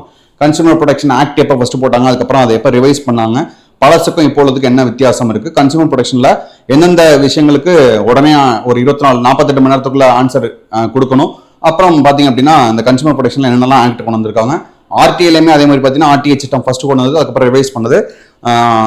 நமக்கு ஒருத்தரோட உயிர் சம்பந்தப்பட்ட விஷயம் அப்படின்னா எவ்வளவு நேரத்துக்குள்ள அதுக்கான பதில் கிடைக்கணும், ஆக்சுவலா மற்ற இன்ஃபர்மேஷன் இருக்குன்னா எவ்வளவு நேரத்துக்குள்ள கிடைக்கணும், ஒருவேளை கிடைக்கலன்னா அப்பீல் எங்க போகலாம், அப்பீல் போயிட்டு எவ்வளவு தூரம் வரைக்கும் ஃபைன் பண்ணலாம், மினிமம் ஃபைன் எவ்வளோ, மேக்ஸிமம் ஃபைன் எவ்வளோ, இதெல்லாம் இதுல இருக்கு. கிளியரா? கமெண்ட் பண்றீங்களா பார்த்துட்டு? ரைட். சொல்ல விஷயங்களை பார்த்து மலைக்க கூடாது, ரிலாக்ஸா அப்படியே கேட்டுட்டு ஒரு பாயிண்டா நோட் பண்ணிட்டு ஆன்சர் பண்ணிட்டே இருக்கணும், ஈஸியா பிக்கப் பண்ணிடலாம். சரிங்களா? அடுத்த இனிஷியேஷன் பாருங்க. அரசு ஊழியர்கள் மற்றும் அவர்களின் தகுதியுடைய குடும்ப உறுப்பினர்கள், ஓய்வூதியதாரர்கள், துணைவியர் உட்பட மற்றும் குடும்ப ஓய்வூதியர்களுக்காக ஜூலை 1, 2026 முதல் ஜூன் 30, 2031 வரை 5 ஆண்டு காலத்திற்கு புதிய மருத்துவ காப்பீடு திட்டம் அறிமுகப்படுத்தப்பட உள்ளது. சரியா? ஸோ புதுசா வந்து பாத்தீங்கன்னா ஒரு கவர்மெண்ட் ஆஃபீஸ் இருக்கும், அவங்களோட ஃபேமிலி மெம்பருக்கும், அடுத்து பென்ஷன் அவங்களோட பென்ஷன் கேட்டகரியில் இருக்கிறவங்களுக்கும் இந்த 5 வருஷம், அதாவது ஜூலை 1 2026 ஜூன் 30, 2031 வரைக்கும் 5 ஆண்டு காலத்துக்கு என்ன பண்ண போறாங்க அப்படின்னா ஒரு புதிய மருத்துவ காப்பீடு திட்டம் அறிமுகப்படுத்தப்பட உள்ளது. அதுல என்னென்ன கொடுக்குறாங்கன்னு பாருங்க. 5 லட்சம் ரூபாயிலிருந்து 7.5 லட்சம் ரூபாயா என்ன பண்ண போறாங்கன்னா அந்த ட்ரீட்மெண்டோட செலவை காசு இன்க்ரீஸ் பண்றாங்க. குறிப்பிட்ட நோயாளிகளுக்கு காப்பீடு தொகை 10 லட்சம் ரூபாயிலிருந்து 12 லட்சம் ரூபாயா, குறிப்பிட்ட சில நோய்களுக்கு உள்ளது மட்டும், எல்லாத்துக்கும் கிடையாது. அது என்னன்றதை இனிமே தான் டரைவ் பண்ணி சொல்லுவாங்க. அடுத்து அரிய மற்றும் குறிப்பிட்ட நோய்களுக்கு ஊழியர்களுக்கான திரள் நிதி உதவித்தொகை 10 லட்சத்திலிருந்து 15 லட்சமாக உயர்த்தப்படும். இதுவும் என்னென்ன அப்படின்றத இனிமே தான் சொல்லுவாங்க. இத்திட்டத்தின் கீழ் 2992 மருத்துவ சிகிச்சை நடைமுறைகள் மற்றும் 46 குறிப்பிட்ட தீவிர நோய்களுக்கான சிகிச்சைகளும் வழங்கப்படுகின்றன. என்னென்ன அப்படின்றத பார்ப்போம் அப்புறமா அப்கமிங்ல வரும்போது.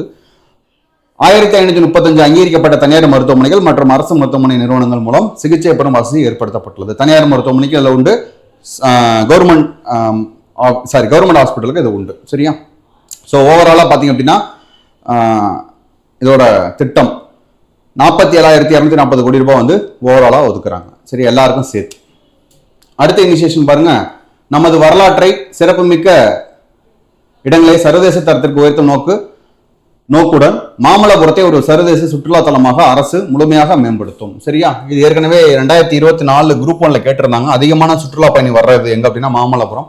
ஸோ இந்த மாமல்லபுரத்தில் இருக்கிற கடற்கரை கோயிலும் பார்த்தீங்கன்னா யுனெஸ்கோட பாரம்பரியத்தில் அதுவும் ஒன்றா இருக்கு. சரியா? அதை ஞாபகம் வச்சுக்கோங்க. இந்த யுனெஸ்கோ அப்படின்றதுனா என்ன, யுனெஸ்கோட டெரிவேஷன் அப்படின்றத சொல்லுங்க. தமிழ்நாட்டில் யுனெஸ்கோவோட பாரம்பரிய தலங்கள் எத்தனை இருக்கு, ஒரு ரயில்வே ரூட் இருக்கு, அது என்ன அப்படின்றதையும் கமெண்ட் பண்ணுங்க. கிளியரா? இத்திட்டத்தை செயல்படுத்த இலக்கு மைய மேம்பாட்டுக்கான ஓகேவா டெஸ்டினேஷன் டெவலப்மெண்ட் ஒன்றிய அரசின் திட்டத்தின் கீழ் ரூபாய் 200 கோடி ரூபாய் மானியம் பெறுவதற்கு இந்த திட்டம் செயல்படுத்தப்படுகிறதுன்னு சொல்றாங்க. அடுத்து தமிழ்நாட்டில் நதி சுற்றுலாவை ஊக்குவிக்கும் வகையில் மாநிலத்தின் 3 முக்கிய நதிகளில் நதி சுற்றுலா மேம்படுத்தப்படுவதற்கான 53 கோடி ரூபாய் ஒதுக்கீடு செய்யப்படுது. நதி சுற்றுலா அப்படின்றது சரியா. இதை பாருங்க, காவிரி நதியில் ஒகேனக்கல் முதல் திருவரங்கம் வரையிலும் ஸ்ரீரங்கம் வரைக்கும் இது ஒரு செட்டு. வைகை நதியில் மதுரையிலும் மற்றும் தாமிரபரணி நதியில் பாபநாசம் முதல் திருநெல்வேலி வரையிலும் அமைக்கப்படும். சரியா, இது வந்து ஒண்ணு. காவிரியிலேருந்து ஒகேனக்கல்ல ஸ்டார்ட் பண்ணி இங்க ஸ்ரீரங்கம் வரைக்கும் அங்க ஆரம்பிச்சு இங்க முடிகிற வரைக்கும். அதே மாதிரி மதுரையில பாத்தீங்கன்னா வைகை நதியில மட்டும். அதே மாதிரி தாமிரபரணி பாபநாசம் ஸ்டார்ட் பண்ணி திருநெல்வேலி வரைக்கும் போயிட்டு என்ன பண்ணா இந்த நதி சுற்றுலா அப்படின்றத இனிஷியேட் பண்ணிட்டு இருக்காங்க. சரியா, ரைட்.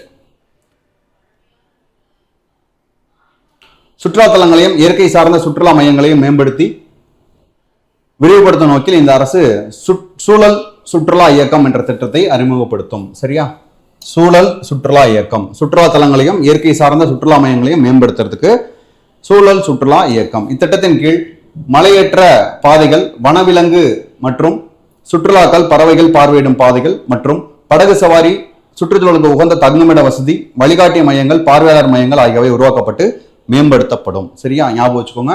என்னென்ன ஸ்கீம் அப்படின்னா சுற்றுலா தலங்களை மேம்படுத்துறதுக்காக, சுற்றுலா இயற்கை சார்ந்த சுற்றுலா போறதுக்காக சூழல் சுற்றுலா இயக்கம். டிராவலர்ஸ்க்குலாம் ரொம்ப ஜாலி, நானா செம ஜாலியா போவேன். ஓகேவா, நிறைய டிராவல் பண்ணுங்க லைஃப்ல. படிக்கிறது மட்டும் இல்லாம, நமக்கு ஒர்க்கு மட்டும் இல்லாம, நமக்குன்னு லைஃபோட பர்பஸ் சில விஷயங்கள் இருக்கும். அது என்னன்றது நமக்கு தெரியாது. எங்கேயாவது ஒரு இடத்துக்கு நம்ம டிராவல் போயிட்டு வரும்போது தான் பார்த்தீங்கன்னா மைண்ட் கொஞ்சம் கிளாரிட்டியா இருக்கும். அது ஏஜ் லிமிட் இருக்கு. சரிங்களா, எப்படின்னா சின்ன பிள்ளையில போறோம்னா ஒரு எக்ஸைட்மெண்ட்ல ஃபர்ஸ்ட் பார்க்க போறோம் அப்படின்ற ஒரு இது இருக்கும். அடுத்து கொஞ்சம் டீனேஜ் வரும்போது ஃப்ரெண்ட்ஸ் அவங்க கூட போகும்போது அது ஒரு கேங்கா, அது ஒரு ஃபன் என்ஜாய்மெண்டா இருக்கும். அடுத்து ஃபேமிலி எல்லாம் ஆனதுக்கு அப்புறம் அப்போ போறோம் அப்படின்னா அது புதுசா ஒரு உறவு கிடைச்சிருக்கு, அவங்க கூட வந்து அந்த டைம் ஸ்பெண்ட் பண்றது இருக்கும். ஸோ நெக்ஸ்ட் அதுக்கடுத்து எவாலுவேஷனா பார்த்தீங்கன்னா ஒர்க்கு போயிட்டு நம்ம ஓரளவு சாட்டிஸ்ஃபை ஆயிட்டு நம்மளோட தன்னிறைவு அடைஞ்சதுக்கு அப்புறம் ஒரு டிராவல் போயிட்டு அப்போ நீங்க என்ன பண்ணா சோலோ டிராவல் போகணும். நிறைய இடங்கள் சோலோ டிராவல் போயிட்டு அப்போ டிராவல் போகும்போதே நிறைய விஷயங்கள் நமக்குள்ள நம்ம நிறைய டிஸ்கஸ் பண்ணுவோம், நிறைய பேசுவோம், நிறைய தனிமையில் இருப்போம், நிறைய விஷயங்கள் நமக்கு அதை சொல்லிக் கொடுக்கும். சரியா, ஸோ அந்த மாதிரி லைஃப்பை நிறைய எக்ஸ்ப்ளோர் பண்ணுங்க, டிராவல் நிறையா பண்ணுங்க. நான் ப்ரொமோஷன்லாம் கொடுக்கல எதுக்குமே, ஜென்ரலாக சொல்கிறேன். சரியா, ஸோ நல்லபடியாக நம்ம எக்ஸாமை கிளியர் பண்ணிட்டு வேலைக்கு போயிட்டு அடுத்து என்ன பண்ணுவோம் அப்படின்னா லைஃபோட நிறைய பர்பஸ் வந்து சால்வ் பண்ண ஆரம்பிப்போம். நிறையா தொண்டு காரியங்கள்லாம் பண்ண ஆரம்பிங்க, கஷ்டப்படுறவங்களுக்கு நிறையா பண்ணுங்க. அதுதான் நமக்கு லைஃப்ல என்னைக்கா இருந்தாலும் நினைக்கும். சரிங்களா, ரைட். அடுத்து பாருங்க, இத்திட்டத்தின் கீழ் மலையேற்ற பாதைகள், வனவிலங்கு சுற்றுலாக்கள் இதை பத்தி பார்த்துருந்தோம். சூழலுக்கு உகந்த தங்குமிட வசதிகள், ஈகோ ஃப்ரெண்ட்லி ஹோம் அப்படின்றலாம் ஏற்படுத்த போறாங்க. வழிகாட்டி மையங்கள் உருவாக்குறாங்க. சரியா, அடுத்த பாருங்க, அடுத்த இனிஷியேஷன் காயிதே மில்லத் அவர்களின் வரலாற்று பெருமையை போற்றும் வகையிலும் தமிழ் மொழி மீது அவர் கொண்டிருந்த ஆழ்ந்த பற்றினை கொண்டாடும் வகையிலும் ஒரு புதிய விருது ஆண்டுதோறும் திருவள்ளுவர் நாள் என்று காயிதே மில்லத் அவர்களின் நினைவாக வழங்கப்படும். சரியா, இது என்ன பர்பஸ்க்காக அப்படின்றதெல்லாம் என்ன கிளியரா சொல்லல. தமிழ் மொழி மீது அவர் கொண்ட பற்றுன்னு கொடுத்துருக்காங்க. ஸோ தமிழ் மீது ஏதாவது ஆர்வம் கொண்டு ஏதாவது விஷயங்கள் இனிஷியேஷன் பண்றாங்கன்னா அப்படின்னா அவங்களுக்கு கொடுப்பாங்க. ஒரு ஜென்ரல் பப்ளிக் கொடுக்கலாம், இல்லை ஸ்கூல் ஸ்டூடெண்ட்ஸ்க்கு கொடுக்கலாம், இல்லை காலேஜ் ஸ்டூடெண்ட்ஸ், யாருக்கு என்ன ஏதுன்றதை கொண்டு வரல. பட் ஆனால் இவரை பத்தி நமக்கு கொடுத்துருக்காங்க. ஸோ கண்ணியமிகு காந்திய மில்லத் இதை பத்தி நம்ம என்ன தெரிஞ்சுக்கணும், பிறப்பு தெரிஞ்சுக்கணும், அவருடைய காலம் தெரிஞ்சுக்கணும், அவர் பண்ண இனிஷியேஷன் என்னென்ன பண்ணியிருக்கிறான்ற தெரிஞ்சுக்கணும். இதெல்லாம் நீங்க கமெண்ட் பண்ணீங்கன்னா இந்த வீடியோ பார்க்குற எல்லாருமே தெரிஞ்சுப்பாங்க. சரியா, ரைட். அடுத்து பார்ப்போமா, நெக்ஸ்ட் இனிஷியேஷன் பாருங்க. இன்னும் கொஞ்சம் தான், இன்னும் கொஞ்சம் லிமிட்டடாக தான் முடிஞ்சிருக்கும். ஆல்ரெடி பார்த்தா தான் திரும்ப ஒரு ரீகாலாக சில விஷயங்கள் வரும்.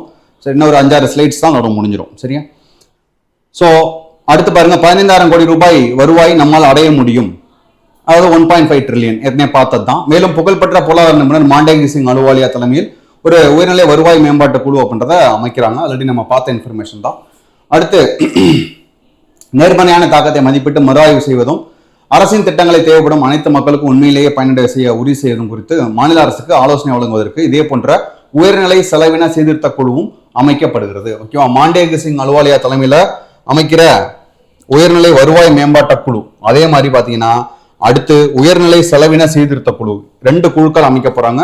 அது யார் ஹெட்ன்றத சொல்லிட்டாங்க, இதுல இன்னும் சொல்லல. சரியா, அடுத்து பாருங்க, மாநிலத்தின் சொந்த வரி வருவாய் இடைக்கால வரவு செலவு திட்ட மதிப்பீடுகளில் 2026-27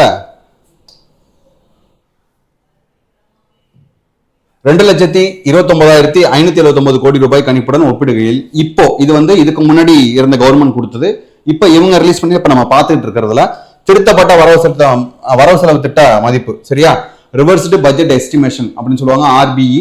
இதுல 2,26,740 கோடி. ஓகேவா, ஸோ இதோட ஒரு கிட்டத்தட்ட ஒரு 3 கோடி கிட்ட கம்மியாயிருக்கு. சரியா, ஸோ ஜென்ரலாக இப்போ உள்ளதை மட்டும் தெரிஞ்சுக்கோங்க, பழசு தெரிஞ்சுக்கணும்னு இல்லை, இப்போ உள்ளதை மட்டும் தெரிஞ்சுக்கோங்க போதும். முந்தைய மிகை மதிப்பீடுகள் மாநிலத்தின் நிதி மேலாண்மை குறித்த வெள்ளை அறிக்கை தெரிவிக்கப்பட்ட கருத்துக்கு இணங்க கணிப்புகள் திருத்தப்பட்ட வரவு செலவு திட்ட மதிப்பீடுகளில் சரியான அளவில் கணிக்கப்பட்டுள்ளன. 2025-26 ஆண்டுகளில் திருத்தப்பட்ட மதிப்பீட்டை விட 2026-27 ஆண்டிற்கான திருத்த வரவு செலவு திட்ட மதிப்புகளில் மாநிலத்தின் மொத்த சொந்த வரி வருவாய் 9.8% வளர்ச்சி அடையும் என மதிப்பிடப்பட்டுள்ளது. ஓகேவா, வரி வருவாய் எவ்வளவு இருக்கும், இதெல்லாம் முக்கியம். 9.78% வளர்ச்சி அடையும். ஸோ அடுத்த இன்ஸ்டியூஷன் பாருங்க, மாநிலத்தின் சொந்த வரி அல்லாத வருவாய். சரியா, தமிழ்நாடோட சொந்த வரி அல்லாத வருவாய் 2025-26 அந்த மதிப்பீட்டில் பொறுத்த வரைக்கும் 26,265 கோடி. இப்போ இடைக்கால மதிப்பு திருத்தப்பட்டிருக்கா 2026-27 எவ்வளவா இன்க்ரீஸ் ஆயிருக்குன்னா 27,704 கோடி வந்து இன்க்ரீஸ் ஆயிருக்கு. இது திருத்த வரவு செலவு திட்ட மதிப்புகளில் எவ்வளவு வந்து பாத்தீங்க அப்படின்னா இன்க்ரீஸ் பண்ணிருக்காங்கன்னா 27,135,000 இன்க்ரீஸ் ஆயிருக்குன்னு சொல்றாங்க. சரியா, இதை விட கிட்டத்தட்ட வந்து ஒரு 100-130 கோடி கிட்ட இன்க்ரீஸ் ஆயிருக்கு, அவ்வளவுதான். ஸோ நெக்ஸ்ட் பாருங்க, ஒன்றிய அரசிடமிருந்து பெறும் மானியங்கள் இடைக்கால வரவு செலவு திட்ட மதிப்பீடுகளில் 2026-27 24,762 கோடியா வந்து இருந்தது. இது வந்து இப்ப கூட ரீசெண்டா பேர் மாத்தினாங்க. சரியா, மகாத்மா காந்தி தேசிய ஊரக வேலைவாய்ப்பு உறுதி திட்டம். ஓகேவா, இந்த திட்டத்தோட பேர் என்ன, அப்ரிவேஷன் மட்டும் சொல்லுங்க போதும். VBGராம்ஜின்னு வருமா? சரி, அது என்னன்றத நோட் பண்ணி எழுதுங்க. அதுக்கு முன்னாடி இந்த மகாத்மா காந்தி தேசிய ஊரக வேலைவாய்ப்பு உறுதி திட்டம் இது எந்த வருஷம் கொண்டு வந்தாங்கன்றதை இனிஷியேட் பண்ணுங்க. சரி, அதை சொல்லுங்க. அடுத்து வளர்ச்சியடைந்த பாரதம் கிராம வேலை உறுதி மற்றும் வாழ்வாதார திட்டம் என்ற புதிய திட்டத்தை அறிமுகப்படுத்தியுள்ளது. இத்திட்டத்தின் கீழ் 60-40 ரேஷியோ, 60ன்றது யூனியன் கவர்மெண்ட் கொடுப்பாங்க, 40ன்றது பாத்தீங்கன்னா ஸ்டேட் கவர்மெண்ட் கொடுப்பாங்க. பங்கீட்டு முறையில் 7,586 கோடி ரூபாய் ஒன்றிய அரசிடமிருந்து கிடைக்கும். சரியா, இன்னும் எக்ஸ்பெக்டேஷன் தான், இன்னும் அது கிடைக்கல. நமக்கு அமௌண்ட் இதுல முக்கியம் கிடையாது. சரியா, இல்ல அந்த ஸ்கீம் ஆரம்பிச்சது, ஸ்கீமோட பயனாளிகள் மொத்தம் இருந்த 100 நாட்கள் வேலைன்றத 125 இன்க்ரீஸ் பண்ணிருப்பாங்க. அதை மட்டும் தெரிஞ்சு வச்சுக்கோங்க போதும். ஸோ அடுத்த இனிஷியேஷன் பாருங்க, ஒன்றிய வரிகளில் அதாவது யூனியன் கவர்மெண்டோட வரிகள்ல மாநிலத்தின் பங்கு திருத்த மதிப்பீடுகளில் 2025-26 56,819 கோடியாகவும், ஒன்றிய அரசின் வரவு செலவு திட்டத்தில் பார்த்தீங்கன்னா இடம்பெற்றிருந்த ஒதுக்கீட்டின் அடிப்படையில் இடைக்கால வரவு செலவு திட்ட மதிப்பீடு 2026-27 62,531 கோடியாகவும் இருக்கு. இந்த தொகை இப்போ ரிவைஸ் பண்ணி கொண்டு வந்திருக்காங்களா, இப்ப பேசிட்டு இருக்கோமா, இந்த பட்ஜெட்ல எவ்வளவா இருக்குன்னா இதுல தக்க வைக்கப்பட்டுள்ளது அப்படின்னு சொல்லியிருக்கிறாங்க. சரியா, எந்த ஒரு சேஞ்சஸும் இல்லை. அடுத்த இனிஷியேஷன் பாருங்க, 2026-27 ஆண்டிற்கான இடைக்கால வரவு செலவு திட்ட மதிப்பீடுகளில் 59,562 கோடி ரூபாய் கணிக்கப்பட்ட ஒட்டுமொத்த செலவு மூலதன செலவினம். சரியா, மூலதன செலவினம் திருத்த வரவு செலவு திட்ட மதிப்பீடுகளில் 2026-27 56,935 கோடியாக மதிப்பிடப்பட்டுள்ளது. சரியா, ஸோ இதுல வந்து ஒரு 3 கோடி ரூபாய் கிட்ட கம்மியாயிருக்கு. நிகர கடன் மற்றும் முன்பணங்கள் உள்ளிட்ட மாநிலத்தின் மொத்த மூலதன ஒதுக்கீடு திருத்த வரவு செலவு திட்ட மதிப்பீடுகளில் எவ்வளவா இருக்கு அப்படின்னா 66,060 கோடியா இன்னும் வந்து பாத்தீங்க அப்படின்னா அதுல மதிப்பீடு செய்யப்பட்டுள்ளது. சரியா, இந்த மதிப்பீடுகள் சும்மா பேசிக்கா தெரிஞ்சுக்கோங்க, ரொம்ப டீட்டெயிலா மனப்பாடம் பண்ணணும்னு அவசியம் கிடையாது. இந்த இனிஷியேஷன் பண்ணியிருக்கிறாங்கன்றதுனால எடுத்துட்டு வந்தேன். சரியா, கொஞ்சம் பார்த்து வச்சுக்கோங்க.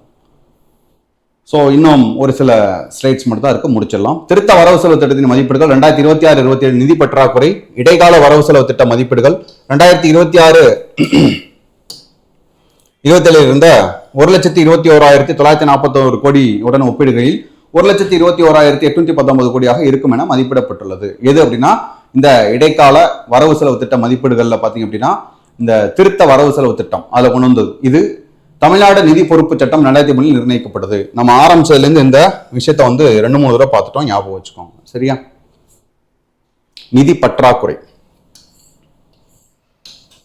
எவ்வளவா இருக்கும் அப்படின்னா ஆரம்பிச்சதுல கொண்டு வந்தது இப்ப இருக்கிறது 1,21,819 கோடி வந்து பற்றாக்குறையா இருக்குன்றத மென்ஷன் பண்ணியிருக்கிறாங்க. சரியா, இதுல எங்க நிர்ணயிச்சிருக்காங்கன்னா தமிழ்நாடு நிதி பொறுப்பு சட்டம் 2003 இது நிர்ணயிக்கப்பட்டிருக்கு. அடுத்த மொத்த மாநில உள்நாட்டு உற்பத்தியில் GSDP கிராஸ் ஸ்டேட் டொமஸ்டிக் ப்ராடக்ட்னு சொல்லுவாங்க. நிலுவை பொறுப்புகளின் விகிதம் 2026-27 ஆண்டுகளில் இடைக்கால வரவு செலவு திட்ட மதிப்பீட்டில் 27.03% ஒப்பிடுகையில் 2026-27 இப்ப இனிஷியேட் பண்ணிருக்காங்களா 2026-27 பாத்தீங்க அப்படின்னா திருத்த வரவு செலவு மதிப்பீட்டில் எவ்வளவா இது வந்து கொஞ்சம் டிராப் ஆயிருக்கு அப்படின்னா 27.01% கொஞ்சம் கம்மியா இருக்கு அப்படின்னு சொல்றாங்க. சரியா, பார்த்து வச்சுக்கோங்க. மொத்த உள்நாட்டு உற்பத்தி, சரியா, மொத்த மாநில உள்நாட்டு உற்பத்தி 2026-27 ஃபர்ஸ்ட் கொண்டு வந்ததுல 27.03, இப்போ 27.01. ஸோ நெக்ஸ்ட் கணக்கு பாருங்க. 2026 ஆண்டின் மார்ச் திங்கள் 31ஆம் தேதி அன்று மீளப்பெறும் சாத்தியக்கூறுகளின் அடிப்படையில் கணக்கிடப்பட்ட நிலுவையில் உள்ள அரசு உத்தரவாதங்களின் அளவு முந்தைய நாட்டின் மொத்த வருவாய் வரவுகளில் 23.46% மாநிலத்தின் மொத்த உள்நாட்டு உற்பத்தி மதிப்பீட்டில் 1.86% உள்ளது. சரியா, இந்த மாதிரி பர்சன்டேஜ் பார்த்து வச்சுக்கோங்க, இதான் முக்கியம். ஆண்டோட முந்தைய ஆண்டோட மொத்த வரவு எவ்வளவு இருந்துச்சுன்னா 23.46%. மாநிலத்தோட மொத்த உள்நாட்டு மதிப்பீட்டுல எவ்வளவா நம்ம தமிழ்நாடு இருக்குன்னா 1.86% இருக்கு. சரியா, ரைட். ஸோ அந்த செஷன் உங்களுக்கு யூஸ்ஃபுல்லாக இருந்திருக்கும் அப்படின்னு நம்புறேன். சரியா, ஸோ இதுக்கு அடுத்து நெக்ஸ்ட் செஷனில் நம்ம மீட் பண்ணுவோம். கொடுத்துருக்க கண்டென்ட்டாக கொஞ்சம் நோட்ஸ் கொஞ்சம் கிளியராக எழுதிக்கோங்க, ஹிண்ட் எழுதிக்கோங்க. நம்ம கேட்டிருந்த டிஸ்கஸ் பண்ண விஷயங்கள் எல்லாத்தையுமே பார்த்தீங்க அப்படின்னா நம்ம கொஸ்டின்ஸ் கேட்டிருந்தது எல்லாத்தையுமே ஆன்சர் பண்ணுங்க.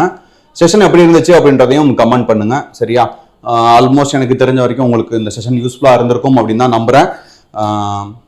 ஏதாவது டவுட் உங்களுக்கு கிளாரிஃபிகேஷன் இருந்துச்சு அப்படின்னா கேளுங்க. பிடிஎஃப்னு கேட்டுகிட்டே இருக்காதிங்க. கண்டென்ட்டை எடுத்து நம்ம நோட்ஸ் எந்த அளவுக்கு எடுக்கிறோமோ அதுதான் நமக்கு மைண்டில் அந்த அளவுக்கு ஏறிக்கிட்டே இருக்கும்.